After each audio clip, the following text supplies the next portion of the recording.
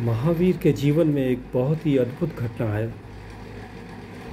महावीर संन्यास लेना चाहते थे, घर को छोड़ना चाहते थे, तो उन्होंने अपनी माँ से कहा कि मैं जाऊँ संन्यास ले लूँ। उनकी माँ ने कहा, मेरे सामने दोबारा ये बात मत करना, जब तक मैं ज़िंदा हूँ तब तक संन्यास नहीं ले सकते, मुझ पर बड़ा दुख पड़ जाएगा। महावीर लौट गए। माँ ने ना सोचा होगा, क्योंकि आम तौर से सन्यासी इतने अहिंसक नहीं होते कि इतनी जल्दी लौट जाएं। अगर हिंसक वृत्ति होती महावीर की तो और जिद पकड़ जाते, कहते कि नहीं, लेकर ही रहूँगा। यह संसार तो सब मोह माया है, कौन अपना कौन पराया, ये सब तो झूठ है, संन्यास लेकर रहूँगा, तुम रोकने वाली कौन हो। बंधन कैसा, लेकिन नहीं, महावीर चुपचाप लौट गए। माँ भी हैरान हुई होगी, क्योंकि ऐसा सन्यासी जो एक दफ़े कहे कि संन्यास लेना चाहता हूँ और माँ कह दे, पिता कह दे, पत्नी कह दे कि नहीं, मुझे बहुत दुख होगा, कष्ट होगा, और लौट जाए। ऐसा आदमी कभी सन्यासी हो सकता है? कभी नहीं हो सकता, होने की ज़रूरत भी नहीं है। ऐसा आदमी सन्यासी है। माँ मर गई, पिता मर गए, मरघट से लौट रहे हैं महावीर।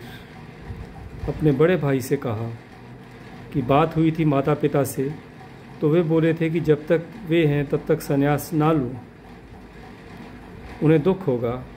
अब संन्यास ले सकता हूँ, घर लौट रहे हैं मरघट से।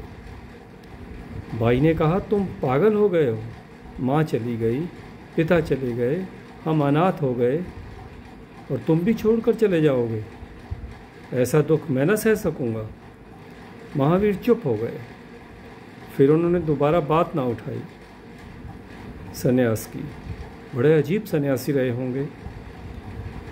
इतना भी दुख दूसरे को पहुँचे यह भी अर्थहीन मालूम हुआ होगा, और एक से मोक्ष को भी लेकर क्या करेंगे, जिसमें किसी को दुख देकर जाना पड़ता है। रुक गए सो रुक गए।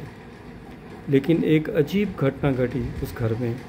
ऐसी घटना शायद पृथ्वी पर कहीं कभी भी नहीं घटी। एक अजीब घटना घटी।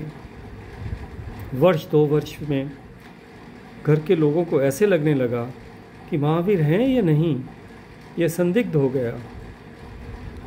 थे घर में, उठते थे, बैठते थे, आते थे, जाते थे, खाते थे, पीते थे, सोते थे, मगर घर के लोगों को संदेह पैदा होने लगा कि वे है या नहीं।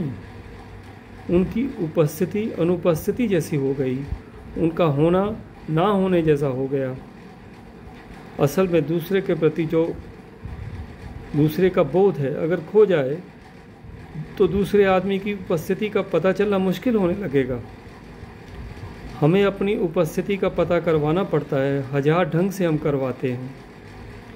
अगर घर में पति आता है तो उसकी चाल से खबर करवाता है कि आ गया, उसकी आंख से खबर करवाता है कि मैं हूँ, और मैं कौन हूँ यह साफ होना चाहिए।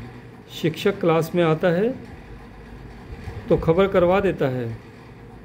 गुरु शिष्यों के बीच में आता है तो सब ढंग, सारी व्यवस्था खबर करवा देती है कि जानो कि मैं हूँ। महावीर अनुपस्थित जैसे हो गए। वे ना किसी को देखते, ना वे किसी को दिखाई पड़ते, ऐसे हो गए। वे चुपचाप घर में रहने लगे, चुपचाप गुजरने लगे। ना वे किसी को बाधा देते, ना किसी को की बाधा लेते। वे एक अर्थ में जिसको जीवित मृत्यु कहें, उसमें प्रवेश कर गए।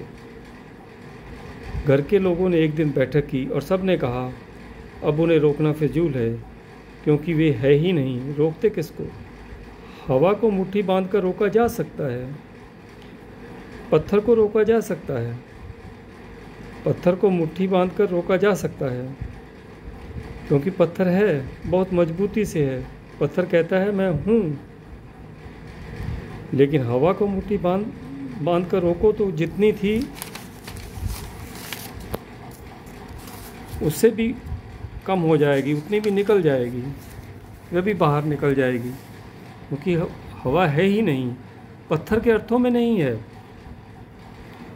इसलिए हवा को फेंक कर मारा नहीं जा सकता किसी को, पत्थर को फेंक कर मारा जा सकता है।